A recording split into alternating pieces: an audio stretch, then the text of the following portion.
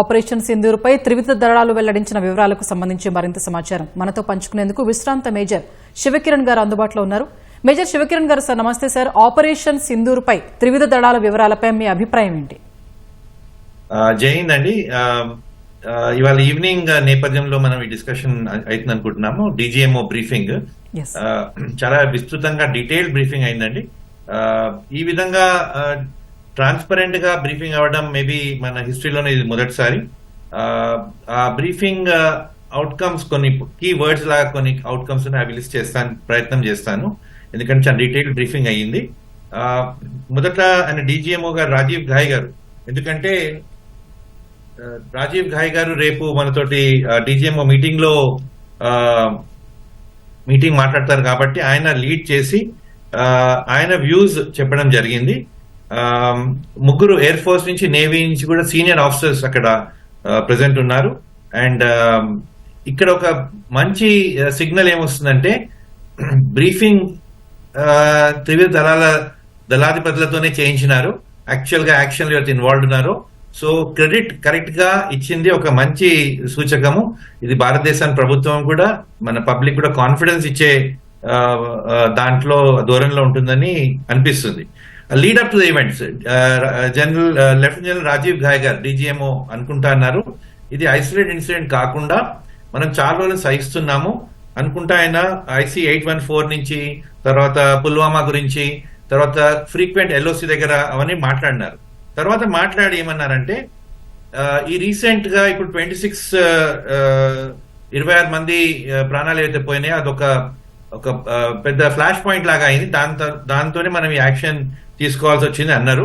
తర్వాత మీ రిపోర్టర్ చాలా మంచిగా బ్రీఫ్ చేసినట్టు DGMO was in touch with వాళ్ళ డీజీఎంఓ తోటి రెగ్యులర్ గా వాళ్ళ ఇంటరాక్షన్ ఉంది. కానీ ముందు ఫస్ట్ డే రెస్పాన్స్ సరిగా లేకుండేది, నిన్న రెస్పాన్స్ యాక్టివ్ గా వచ్చిన తర్వాత మనం వాళ్ళ ఆఫర్ ఆఫ్ సీజ్ ఫైర్ ఏదైతే కాల్పుల విరమణ ఆఫర్ ఉందో అది యాక్సెప్ట్ చేసినట్టు చేస్తున్నారు.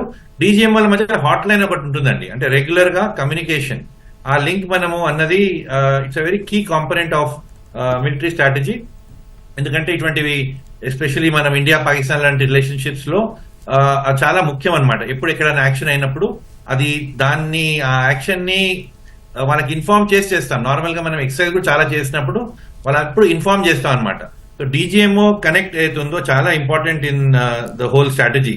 అయితే డీజీఎంఓ గారు బ్రీఫ్ చేస్తూ ఈ టార్గెట్ మనం చెప్పినారు, ఈ ఆపరేషన్ సింధూర్ టార్గెట్ క్లియర్ గా మళ్ళీ ఒక మంచి ఈ లాస్ట్ 5-6 days లో ఒక మెసేజ్ ఏమొస్తుందంటే మొత్తం దేశం ఒక తాటిగా మాట్లాడుతుందండి. అందరూ across media, across services, target terrorist యాక్టివిటీసే అని మళ్ళీ దాన్ని మనం రీటరేట్ చేస్తున్నాము. దాంతో మన ఇండియన్ వ్యూ పాయింట్ ఇంకా స్ట్రెంథెన్ అవుతుంది. అదే ఆయన మళ్ళీ చెప్పిన డీజీఎంఓ గారు కూడా. తర్వాత ఆయన ఏమన్నారు, మన వైఖరి ఏముందంటే to punish, destroy and deactivate. ఒకటేమో వాళ్లకు ఒక పనిష్మెంట్ విధంగా చెప్పడం, బుద్ధి చెప్పడము, డిస్ట్రాయ్ చేయడము, డీయాక్టివేట్ చేయడం అని.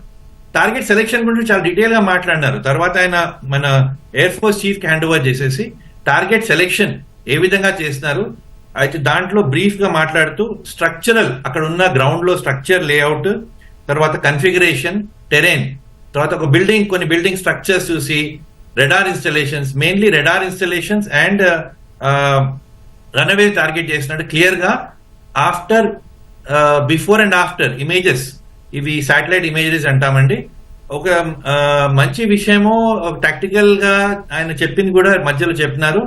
మనం ఇక్కడ గ్లోనాస్ రష్యన్ ఇమేజరీ వాడుతున్నాము.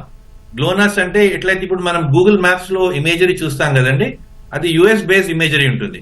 దీంట్లో వాడింది మనం గ్లోనాస్ అని రష్యన్ బేస్డ్ ఇమేజరీ. దాంతో మన రిలేషన్షిప్ ఉంది దాని గురించి కొంచెము రివీల్ చేయడం జరిగింది. గ్లోనాస్ ఇమేజరీలో ఎక్కడెక్కడైతే ఈ డ్యామేజ్ అయిందో క్లియర్ గా ఆయన దాన్ని చెప్పడం జరిగింది.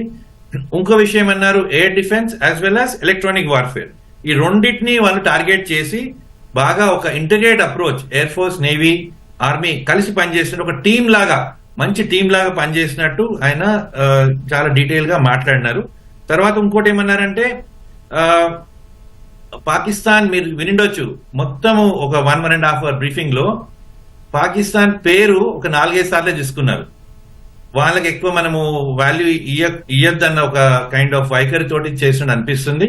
నార్మల్ గా వాళ్ళని శత్రువుగా ఒక హిమ్ అని మాట్లాడినారు. మనం అది చూస్తాం. అది ఇంకో మాట్లాడినారు, కాన్జెనిటల్ అండ్ ఇంపల్సివ్ అన్నారు.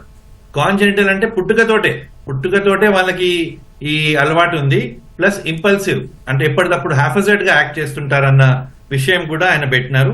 కానీ మన యాక్షన్ ఎందుకు ఉంది అని ఊరికి చెప్పినప్పుడు, ఎయిర్ ఫోర్స్ చీఫ్ కూడా చెప్పినప్పుడు, మాస్ డ్రోన్ రేట్స్, స్వామ్స్ లాగా అంటే ఒక గ్రూప్ ఆఫ్ డ్రోన్స్ ఒకటేసారి వచ్చినప్పుడు మనం తిప్పి కొట్టాల్సి వచ్చిందని మన యాక్షన్ ని డిఫెండ్ చేస్తూ మళ్ళీ రీటరేట్ అంటే ఏం చెప్పినారంటే నాన్ ఎస్కలేటరీ, ఇంటెన్సిటీ అండ్ రెస్ట్రెయింట్ కంట్రోల్ గా చెప్పినారు.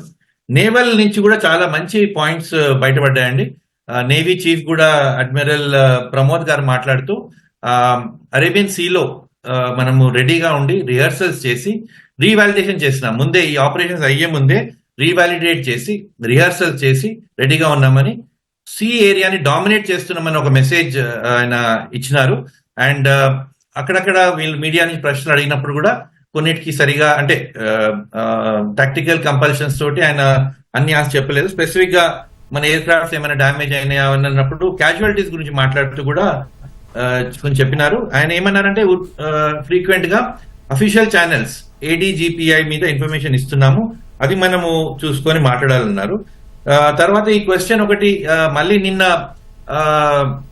కాల్పుల విరమణ అగ్రిమెంట్ అయిన తర్వాత కూడా పాకిస్తాన్ దీన్ని ఉల్లంఘించింది కదా అన్న ప్రశ్నకు ఆయన మాట్లాడుతూ గ్రౌండ్ మీద కొన్ని ఫ్రక్టిఫై అండ్ మేనిఫెస్ట్ అంటే ఒక ఆర్డర్ వచ్చినప్పుడు అది గ్రౌండ్ మీద ఎట్లా ఇంప్లిమెంట్ అవుతుంది అన్నది దాని గ్యాప్ ఉంటుంది అని చెప్పినారు. ముందు ఎగ్జాంపుల్స్ కూడా ఇచ్చినారు. ముందు సీజ్ ఫైర్ అయినప్పుడు కూడా ఇవన్నీ కొన్ని ప్రాబ్లమ్స్ ఉన్నాయని, కానీ ఆ ప్రశ్న DGMO పాకిస్తానే ఆన్సర్ చేస్తే బాగుంటుంది అని అన్నారు. ఇవాళగిన మళ్ళీ తిరిగి ఇవి అవుతే ఫియర్స్ అండ్ ప్యూనిటివ్ యాక్షన్ ఉంటుందని చెప్పినారు. చాలా తీవ్రమైన యాక్షన్ ఉంటుంది.